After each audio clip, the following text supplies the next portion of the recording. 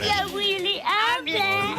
Muy bien, Marcelo. Los mercados financieros parecen en pausa, tanto afuera como adentro. Se estabilizó un poquito el dólar, que terminó finalmente 2 días seguidos en el mismo lugar, 137 ayer para el dólar blue y 132 operó el dólar libre legal, digamos, que es el contado con liquidación, con, bueno, por supuesto, una brecha cambiaria importante. Subió un poquito el dólar oficial, el billete Banco Nación ya estaba casi en 78 pesos y más el 30%, ya el dólar ahorro vale arriba de 101 pesitos, Marcelo.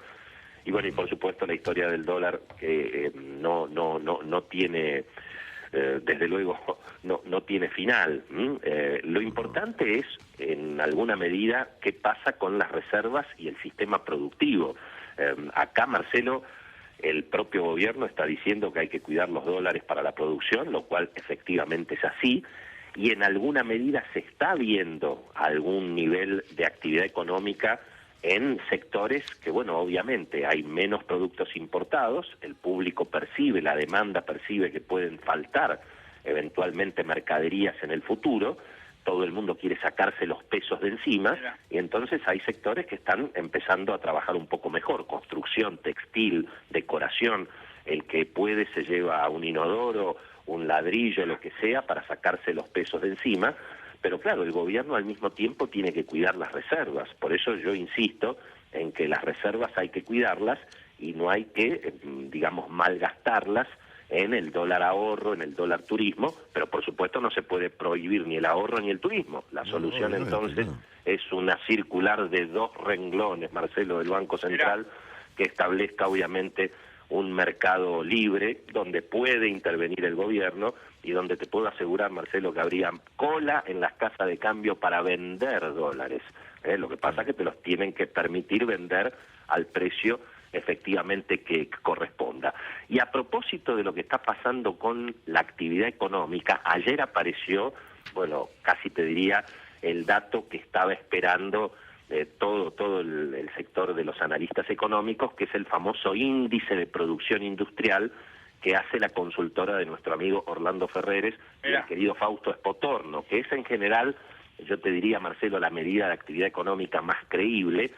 Y por supuesto se esperaban los datos de julio, porque en realidad lo que quieren ver los analistas económicos es si la economía se recupera o no se recupera después de las cuarentenas tan extremas que hemos tenido desde marzo a la fecha. Los números, bueno, por supuesto, contra el año pasado, la actividad industrial sigue cayendo, porque recordemos que hasta julio del año pasado estaba la expectativa de que el expresidente Macri podía pelear eventualmente la reelección, las expectativas económicas no habían sido tan golpeadas, eso ocurrió por supuesto después de la derrota tan contundente del presidente Macri en las PASO, pero en julio todavía la economía el año pasado, por supuesto que tenía dificultades, pero no fue el derrumbe que ocurrió a partir de agosto-septiembre.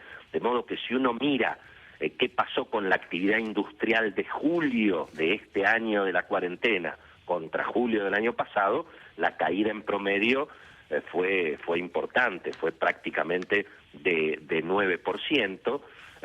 Del mismo tiempo, lo mismo está ocurriendo incluso, vos fijate, la producción de alimentos cayó y eso ha generado también alguna preocupación, porque en los primeros 7 meses del año, la industria alimenticia, que es una industria que no debería haber frenado por la cuarentena, aún así la producción de alimentos, Marcelo, cayó 7% respecto de los primeros 7 meses del año pasado. Cuando uno mide lo que pasó en julio contra junio, ahí la actividad subió un poquito, pero hay que también recordar que en junio vino el martillazo,